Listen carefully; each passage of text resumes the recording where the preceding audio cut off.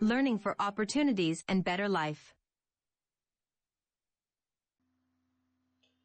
په تیره ښوونیزه ویډیو کې مو زده کړه چې ډیری مایکروسافت افیس پروګرامونه په شمول د پاورپوینټ داسې پروګرام شوي چې تاسو خپل ترسره شوی کار باید په آنلاین یا آفلاین بڼه ثبت کړئ. که په آفلاین بڼه یې ثبتول غواړئ نو په خپل کمپیوټر کې ثبتولی شئ، او که په آنلاین بڼه یې ثبتول غواړئ نو دا کار د ون ډرایو له لارې چې آنلاین ذخیروي ځای دی ترسره کړئ. په ون ډرایو کې د ثبتولو ګټه دا ده چې تاسو کولی شئ خپلو فایلونو ته هر وخت په هر ځای کې لاسرسی ولرئ، حتی که چیرې تاسو د خپل کمپیوټر څخه لرې هم وئ. السلام علیکم، امین ببرک یم د دغې ښوونیزې ویډیو سره چې د پریزنټیشنو جوړول او پرانیستل دي له تاسو سره یم. که ون ډرایو استعمالوئ یا پی سي، خو معمولا د مایکروسافت په ټولو اپلیکیشنو کې د نوې پروژې جوړول او ثبت شوې پروژې پرانیستل یو ډول ترسره کیږي. په پاورپوینټ کې هم د نوې پروژې د پرانیستلو لپاره بکسټیج ویو ته ځو، یعنې په فایل ټب باندې کلیک کوو او ورپسې نیو په نښه کوو. که هر څه په خپله ډیزاینول او جوړول غواړو نو دغه تمنیل یعنې بلانک پریزنټیشن په نښه کوو. یا هم کولی شو یو له دغو جوړ شوي ټیمونو څخه یو وټاکو. ورسره جوخت تاسو ډیرو ډیزاینونو ته لاسرسی مومئ چې ورڅخه یې خوښ کړئ.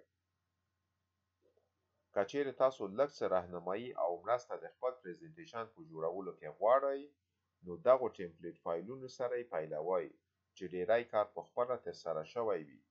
یوازې خپل د پریزنټیشن محتویات پکې اضافه کوئ. د موجوده یا ثبت شوي پریزنټیشن پرانیستل هم ډیر ساده کار دی. بیا هم بکسټیج ویو ته ځو، یعنې فایل ټب باندې کلیک کوو او له ځوړنده شوي لیست څخه دا ځل اوپن په نښه کوو. که چیرې پریزنټیشن مو په دې وروستیو کې پرانیستلی وي نو کیدای شي چې په ښي لوري لیست کې څرګند وي. په حقیقت کې تاسو کولی شئ چې خپل ځینې فایلونه دلته پن یا سنجاق کړئ ترڅو هر وخت دغو فایلونو ته چې تاسو یې کاروئ لاسرسی ورته ولرئ. د دې کار لپاره یوازې ماوس پوینټر د فایل په سر راولئ او دغه سنجاق یا پن باندې کلیک کړئ څو په لیست کې دننه شي.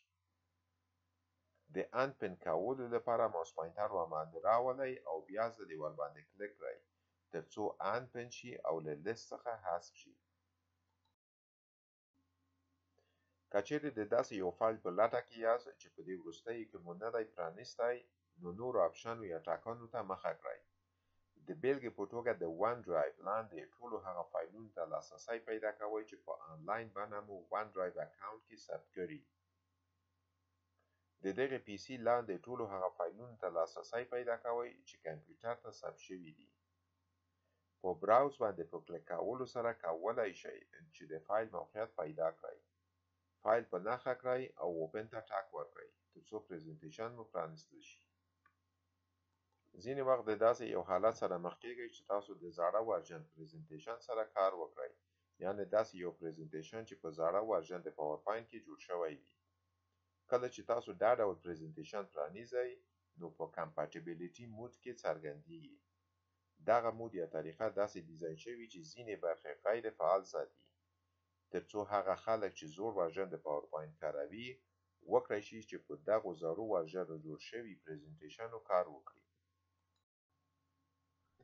خو که دا کومه مسله یا مشکل تاسو ته نه رامنځته کوي، تاسو کولی شئ په اسانۍ سره پریزنټیشن نوي یعنې موجوده ورژن ته واړوئ.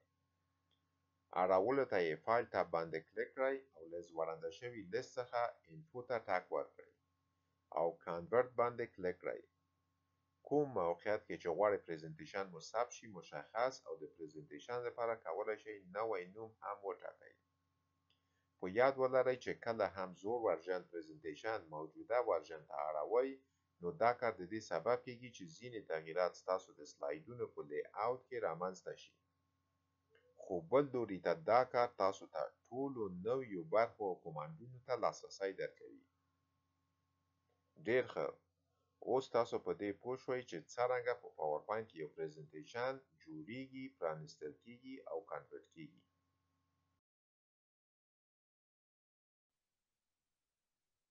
Learning for opportunities and better life.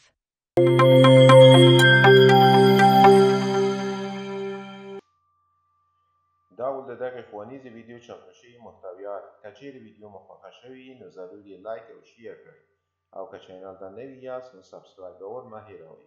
ګنګري یا زنګولې ته هم ټک وکړئ ترڅو د ټولو نویو ویډیوګانو څخه پر وخت خبر شئ. تر بلې ښوونیزې ویډیو هیچا